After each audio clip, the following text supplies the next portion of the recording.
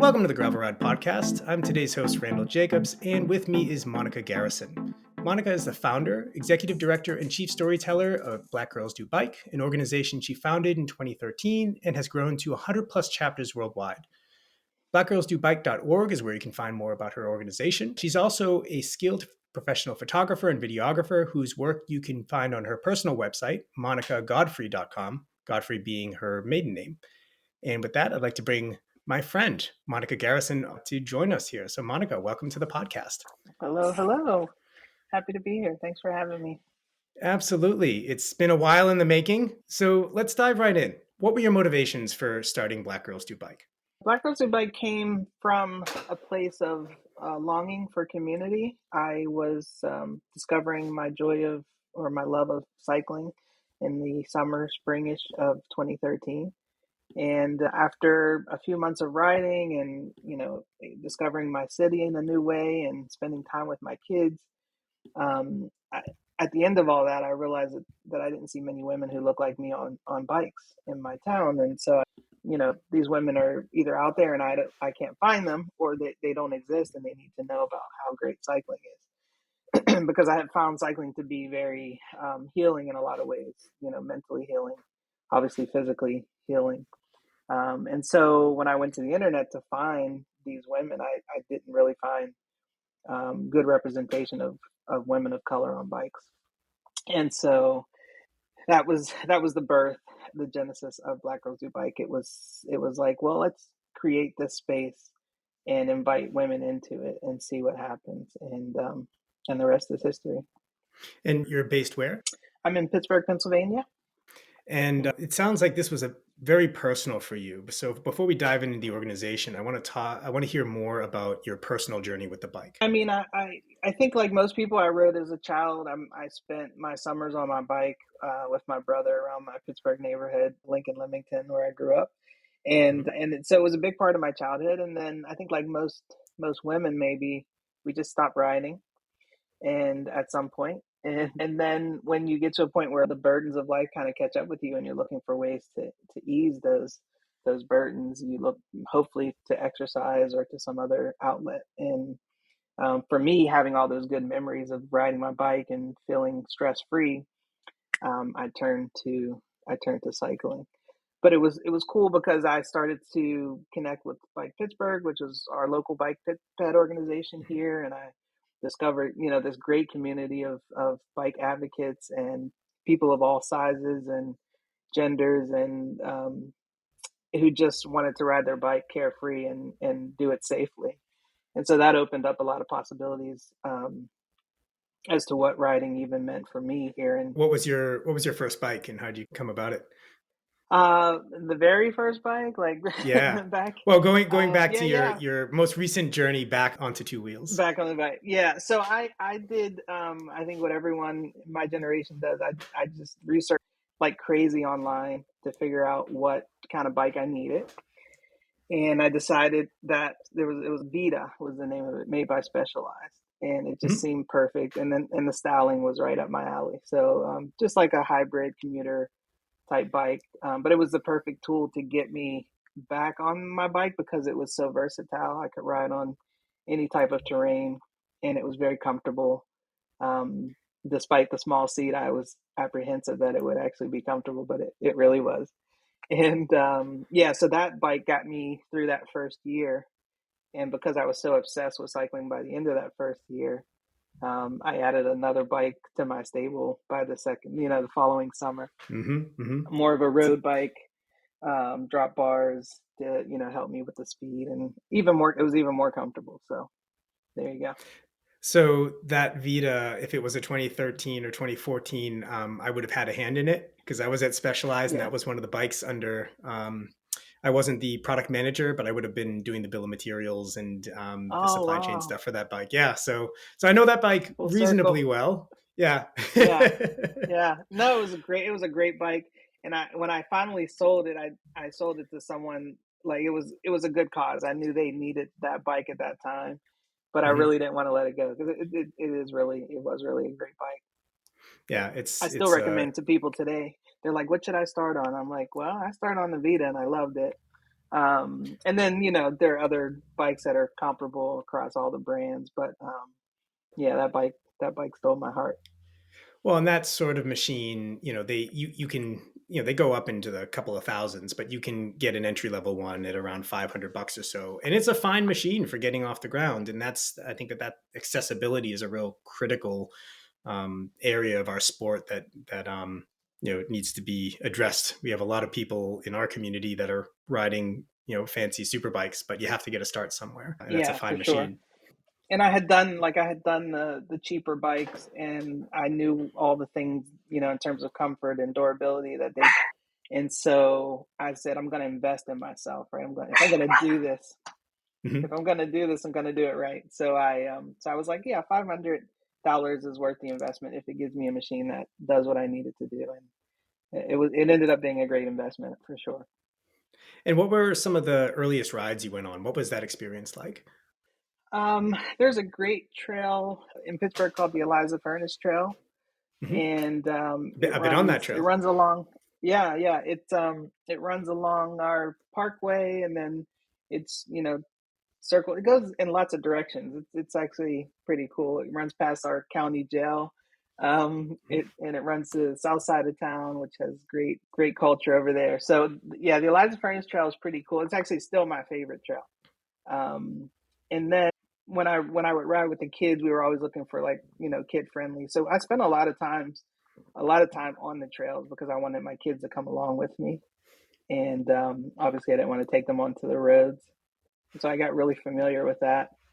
And then I grew up in East Liberty, that part of town, and there are a lot of, thanks to Bike Pittsburgh, there are a lot of bike lanes there now, which are pretty conducive to getting around town without having to interact too much with traffic. So that's probably my favorite part of town to ride in. Yeah, I've been visiting Pittsburgh for like 15 years or so, and the amount of investment in the downtown and broader infrastructure and so on, with bike being part of that, has been it's been quite transformative in that area. So very cool to hear that you've been Yeah, taking advantage. for sure. And how old were your kids at the time? And this is, we're talking like early 2010s.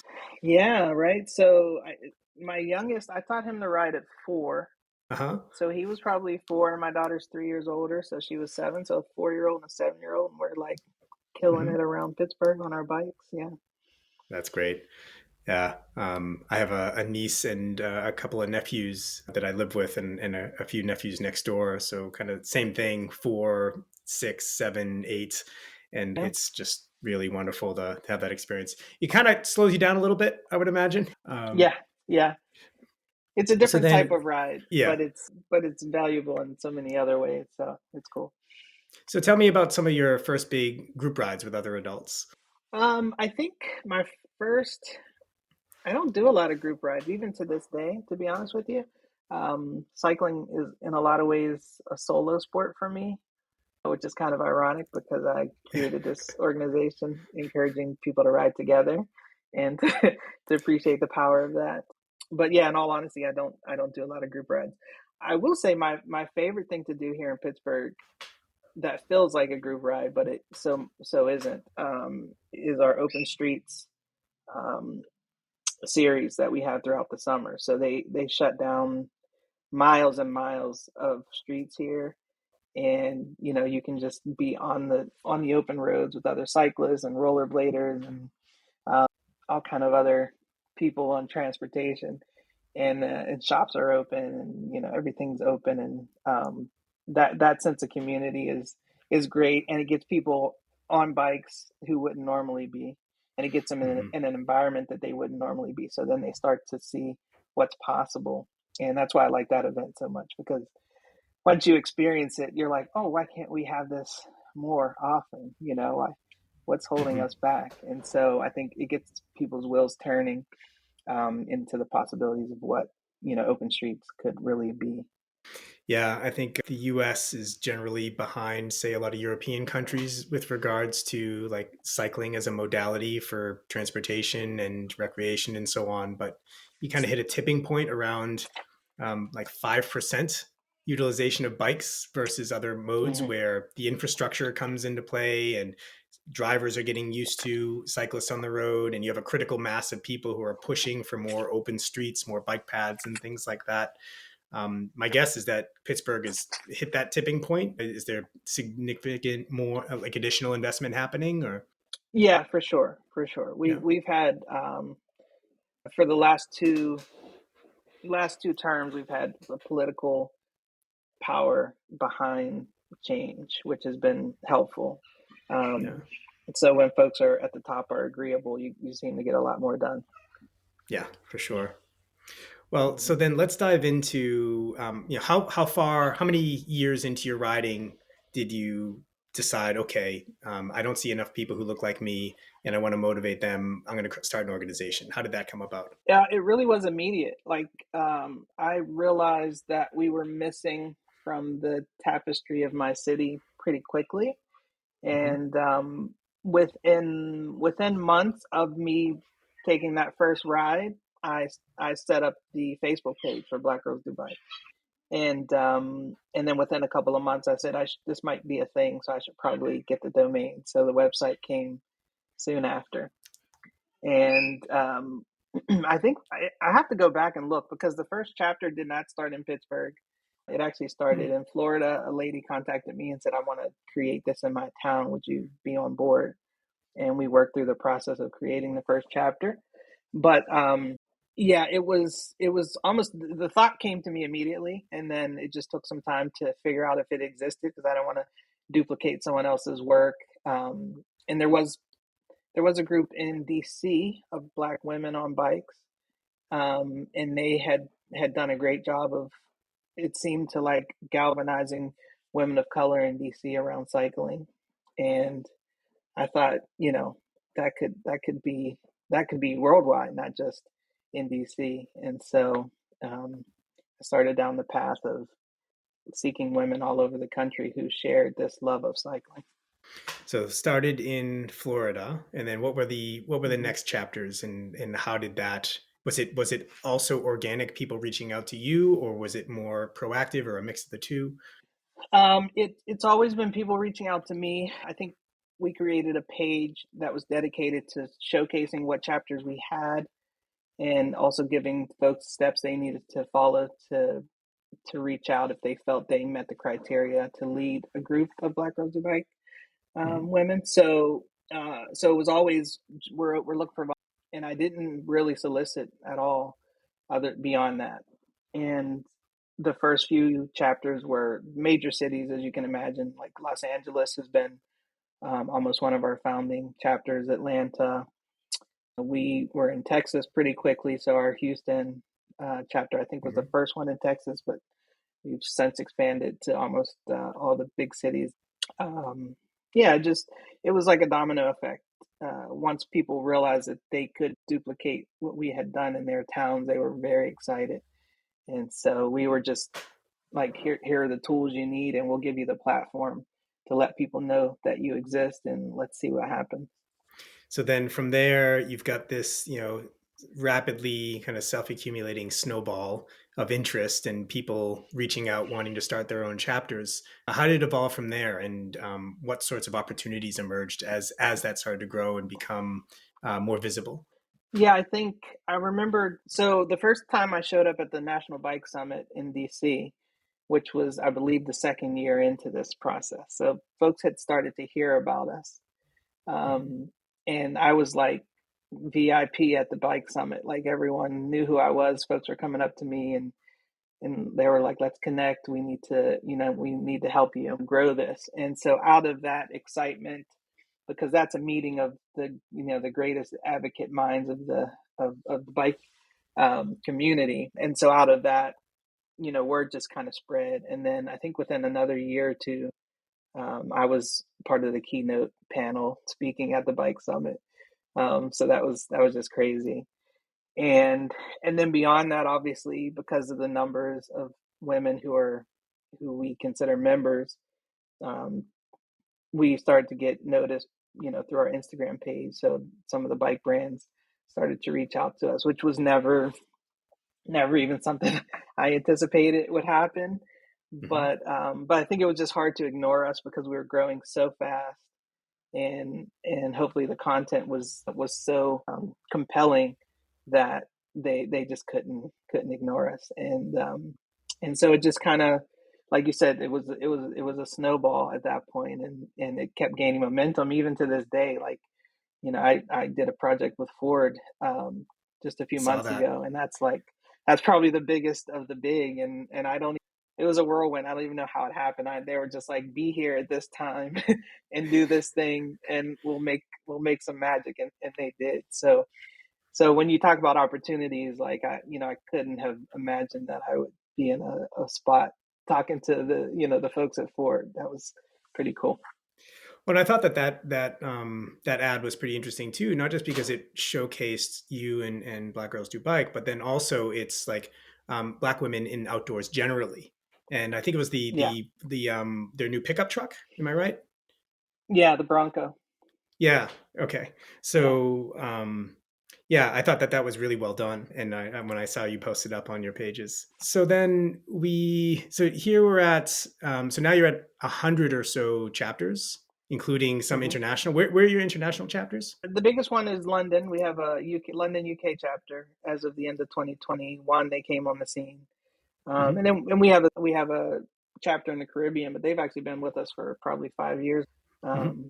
And then I like to brag. I realize Alaska is part of the U.S., but we have an Anchorage, Alaska chapter, which still blows my mind. So, but that shows the depth and breadth of the organization. London, Antigua, and Anchorage, Alaska. And so you have all these chapters, mostly around the U.S., but you've started getting interest from people wanting to start in other international cities. I'm curious, like, hmm what are some of the archetypes of people? What types of people come into your organization in terms of their relationship to the bike and backgrounds and things like this? And how do they find you? Yeah. So it varies. I'd say we have everyone from, like, the 20 something in college who, is riding her bike to get around campus and she Hmm. discovers us, to the 50 plus woman who, has a career, kids are out of the house, and she's got lots of free time, and she's either discovering cycling or she's been a casual rider and she wants to take it more seriously to, um, deal with her health, mental health, physical health, all those things. And everything and everyone in between, to be honest with you. I mean, we even have riders who don't know how to ride, and some of our sheroes are literally holding their hand and teaching them how to ride so that they can then join the group to ride. So it Hmm. really, it really is a spectrum. And this term "shiro" that you just use, is this Uh, a term that you coined? I hadn't heard it before. yeah, I think I coined it, but I hear it a lot now. So then part of me is like, maybe it was always there, and I just, picked it up somewhere. But it was to play a play on the word hero, and I didn't really like the way heroine sounded, so I was like, let's make it Shira. Let's make it Shiro. Um, Yeah. yeah, and it stuck. And So is so this a yeah. formal role within the broader community? Oh yeah. Like what? So all the women across the org that volunteer to lead, those are our Shiras. And some groups only have one leader, and then there can be co-Shiras. So sometimes there's a group of four or more who handle all the responsibilities. And then we have ride leaders, which is probably the only other title in the organization. Those are people who, don't want to necessarily have the responsibility of Shiro, but they want to support, and that's the best way that they can support. So. Well, and this flows very naturally into my next question, which is talk to me about the structure of the organization, and both in terms of how it's run, and like the organizational structure, but then also in terms of its governance. Yeah, so I am in a lot of ways a one woman show. I mean, these 8 years I've handled the logistics of running the shop, because we have a really vibrant shop full of gear. All of our social media, I post those messages myself. And then, as you can imagine, all the back end things that come Hmm. with promoting the organization, learning new skills so that we can enter into other interesting ways of talking about cycling and women in cycling. Um, so yeah, so I guess I'm the only employee of Black Girls Do Bike. Our sheroes are volunteers, and there are certain perks that they take advantage of because they hold that shero role. So anytime I commit to something with a company or an organization, I'm looking for ways to, send some perks their way for the hard Hmm. work that they do.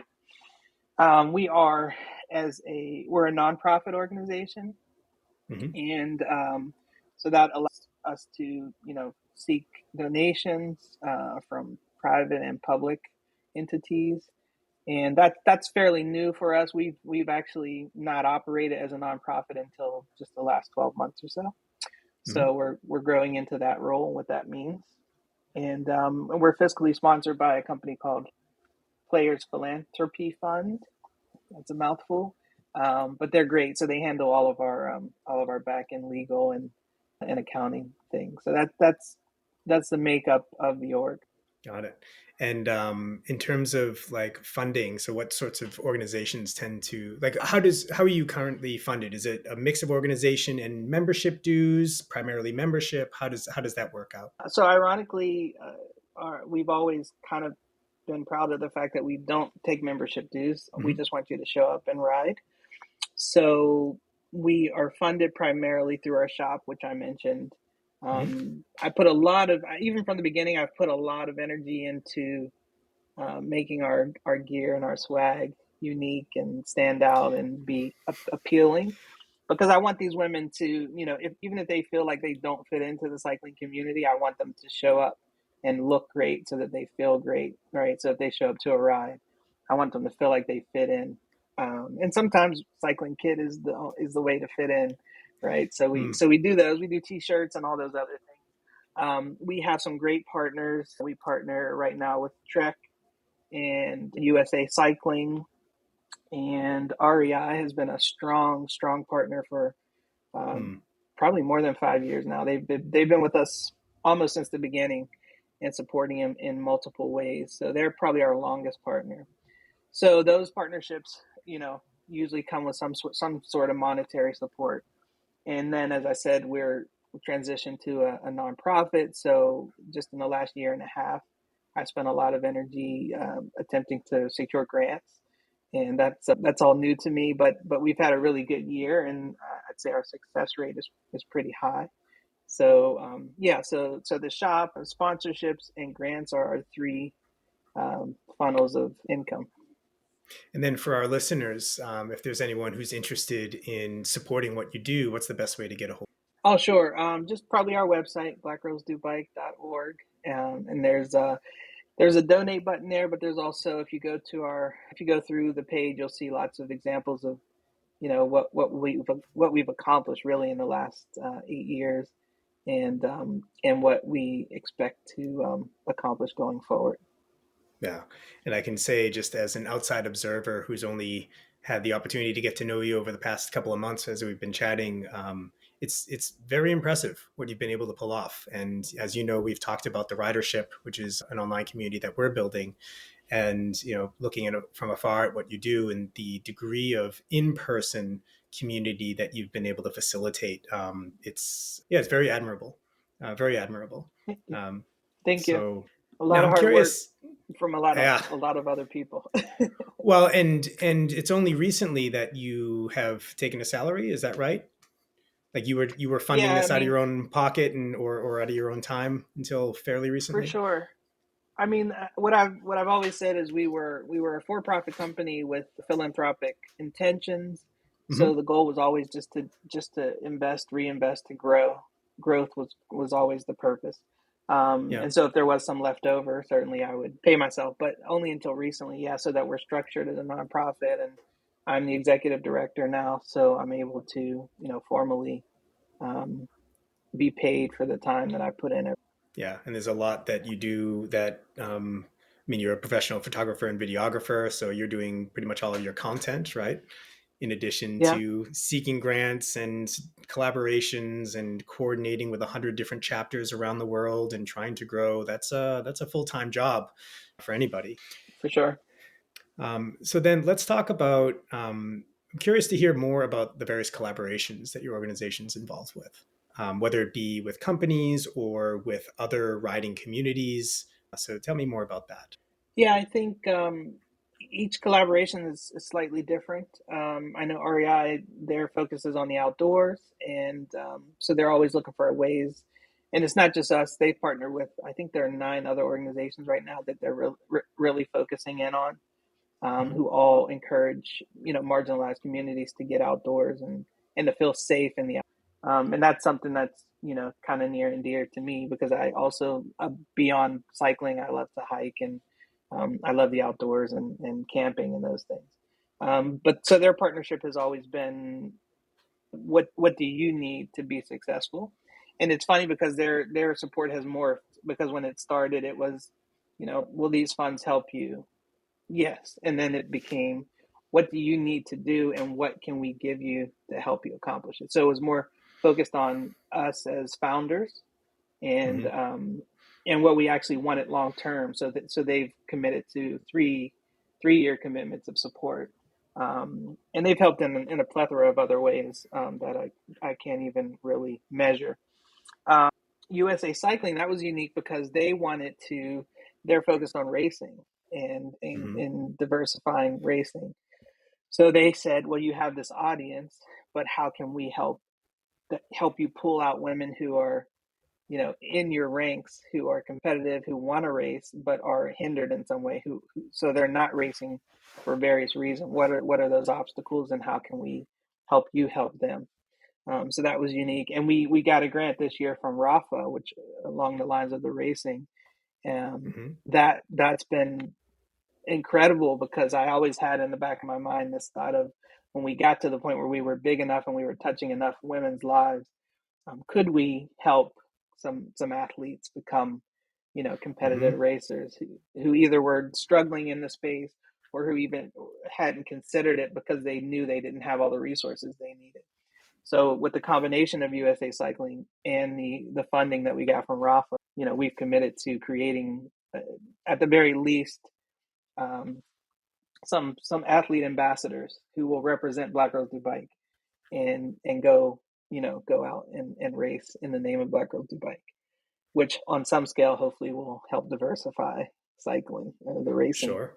the racing team. Um, Partners. What other? You asked about partners. Who are other partners? Oh, we even partnered just a little thing. Well, not really a little thing. Little Bella's is a mountain biking group, and they focus strictly on getting girls on mountain bikes and comfortable in that Mhm. space. And I've been a big fan of theirs for a long time. And they reached out and said, I know you have young girls in your ranks, or maybe the daughters and granddaughters of the women who are riding with you. Are there some synergies here where we can help you with those girls, and we can get our girls' mothers and grandmothers riding with you, and when girls age out of Little Bellas, can they transition into Black Girls Who Bike, because we welcome all women riders, not just women of color. So that was kind of beautiful, and we're still working on it, because in a lot of ways our organizations are similar, but they're also different in a lot of ways. Mhm. So that's been a challenge, but our hearts are in the right place, and I think we are moving in a direction where we can merge, or at least have these two communities communicating and sharing skills, and getting better because of the connection. Well, So just a few examples. well, and to be fully transparent with our audience, I've already shared this with you, but part of my motivation in bringing you on was to also start kind of exploring, like, what are the ways in which our respective communities can integrate and be supportive of each other and connect. Um, and so thinking about, well, first, I'm actually very interested to hear more about kind of your premier athletes within your ranks, because there are some things that we might be able to do there. But then also, I'd like to explore a little bit more, like, how do your members, first off, how many members do you have, and how do they engage with you and with each other currently? Yeah. So the best count I have is just adding up all of the women who are in our individual groups.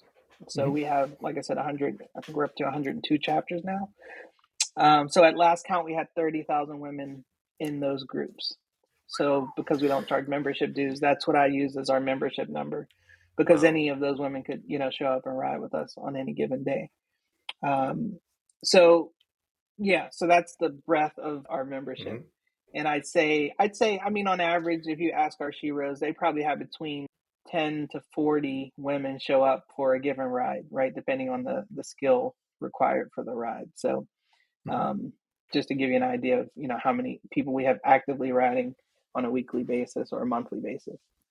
And you're communicating with your membership primarily over email, or what are the No, different means that you use to coordinate your rides? yeah. So I wish I used email more. I gave up the the thought of a newsletter a long time ago, but It's a lot of work. so we It's a use lot of Facebook. work. It is a lot of work. It is. I did it for about a year, and then I was like, "There's got to be a better way." So our primary channel of communication is Facebook, Mhm. and it's been Facebook from the beginning. I think probably this was true 8 years ago more than it is today, but Facebook was the premier number one way to like create a community, keep them informed, organize and disseminate information. Like there was nothing better than Facebook. I do feel Mhm. that's probably changing or will change in the next 5 to 10 years. But yeah, so If we we have use anything to Facebook to do with run it, that. yep. So yeah, it's a web of chapters all connected through Facebook. They each have their own pages. I am on all of those pages so I can kind of monitor like the pulse of what's going on and what things are Mm. important and what topics are coming up. And then some of our chapters, probably the more tech savvy ones, have created Instagram pages. So they ventured out a little bit and they're using it to do some of the same things they do on Facebook, but also just to have a presence on Instagram so that they can be found. So those are the main channels. And I'm curious, do you have some sort of basic like guide to how to manage the local chapters? Are there meetings that you're having with all the different chapter leaders? How does that get coordinated? Yeah. So I have so a couple of things. We have I created I guess the best way to describe it is a slideshow that Mhm. I all of our sheroes when like an onboarding slideshow that they all have to watch. And it tells all the raw happy things about Black Girls Who Bike and what links are important and what perks they now qualify for and all those things. And then in order to keep everyone on the same page, I have a Facebook page dedicated just for sheroes. So Mhm. we're all Mhm. 180 plus of us are on one page. And that way I can drop a message and they all get it at the same time.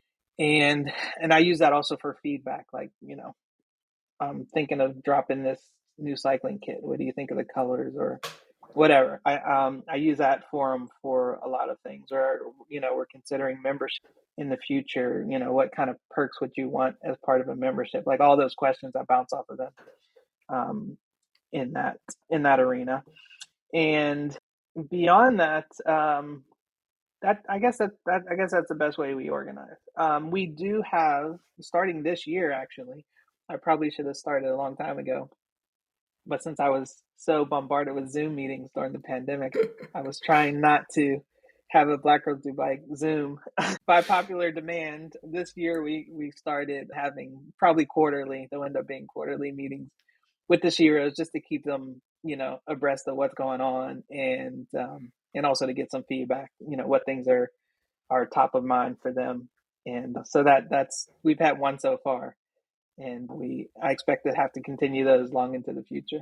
So I'm curious to dive in more because it's obviously a topic near and dear to my heart as we're considering how to evolve the ridership, both from a dynamic standpoint and a community standpoint, but then also from a technical standpoint. So you've described Facebook as kind of core to how you manage your organization. What are the challenges that you see with Facebook, and what are the things that you would either that you're planning on doing or would like to do, but that your current stack doesn't tech stack doesn't allow you to do? Yeah. I think the biggest challenge with Facebook is that everyone's not on Facebook. I mean, Hmm. they're a large part of the population, probably under 30, who have just opted out of Facebook altogether, or they Yeah. only keep it so they can keep in touch with their parents and cousins, and but they don't use it as their main source of entertainment information. So I think going forward, we're going to be missing out on those ladies because we don't really have a solution to reaching them um, at this point, and I refuse to get on TikTok and dance to get to get those labels. So I don't have a solution yet. Another challenge is like, so we have some chapters that have 2,500 women in them, right? I know our Mhm. Atlanta chapter is 2,600 ladies right now, and there are limitations on that Facebook has implemented, that you can only invite so many people to events that you post or that you create within Facebook. I think one of the sheroes told me 400 was the limit. Well, if you have 2,600 people, you're barely scratching the surface if you can only invite 400 to your next big event. So there's some limitations, and I see Yeah. why they might do that.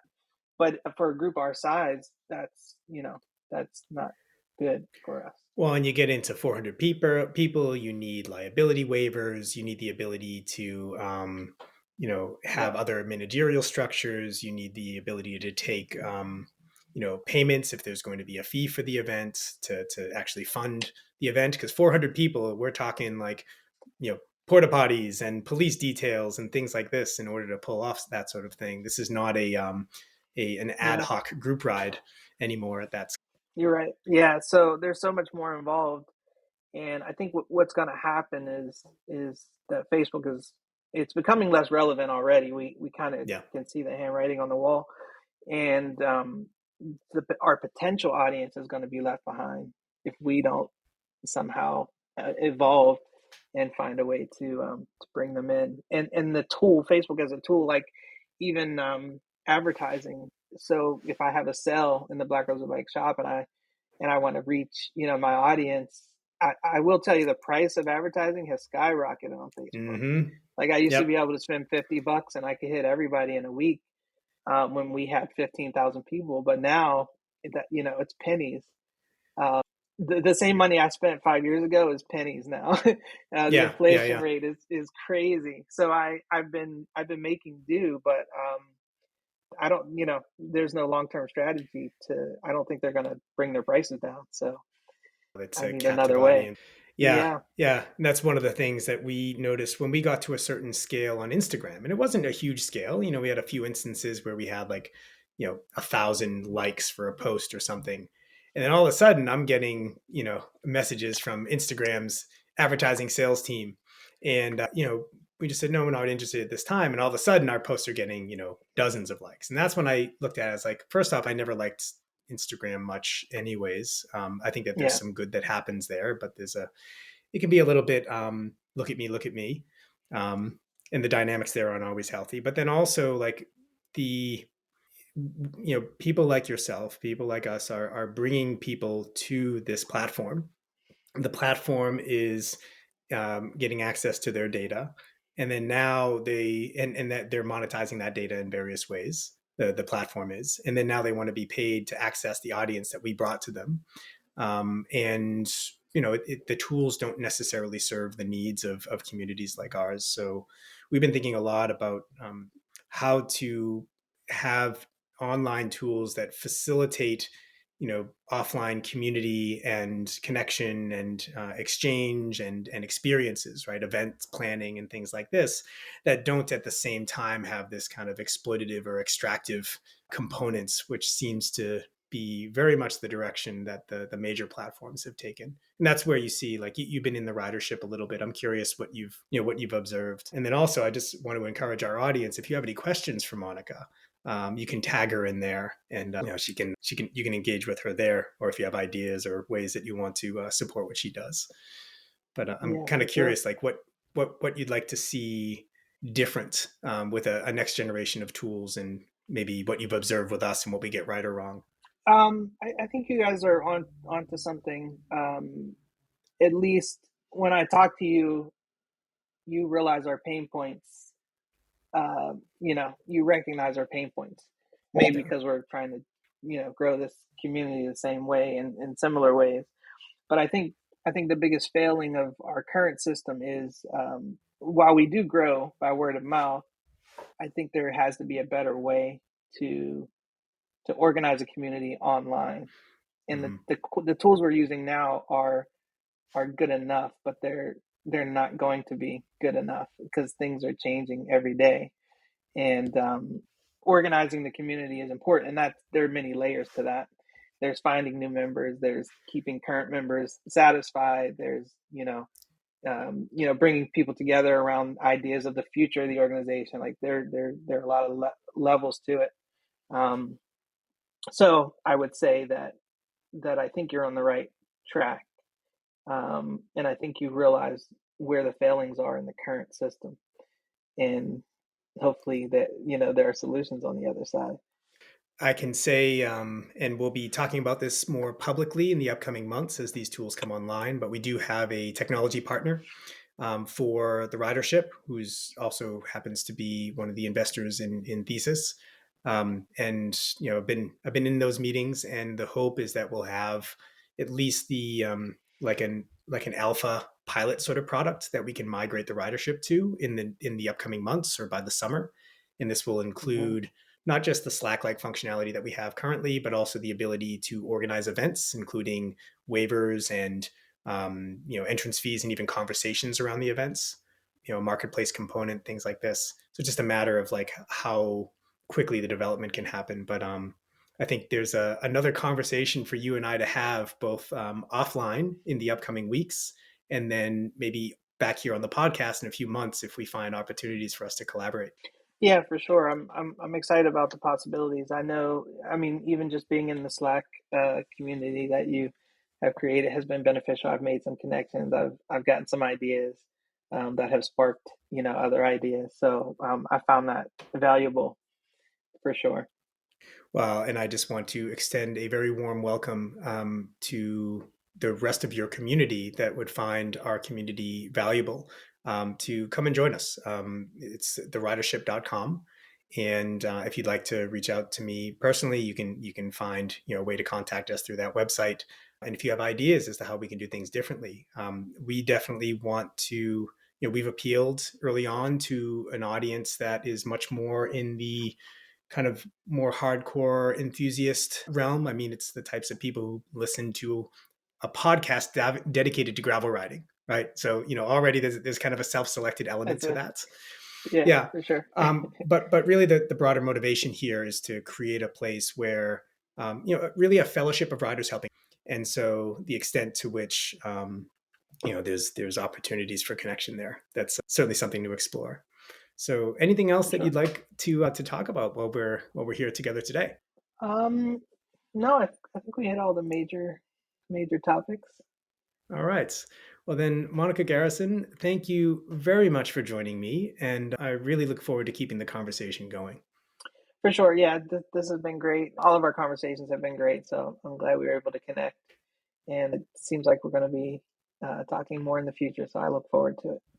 And that's going to do it for this week's edition of the Gravel Ride Podcast. If you'd like to engage further on this topic, I encourage you to join the Ridership. If you're interested in supporting the podcast, you can visit www.buymeacoffee.com/thegravelride. And finally, here's to finding some dirt under your wheels.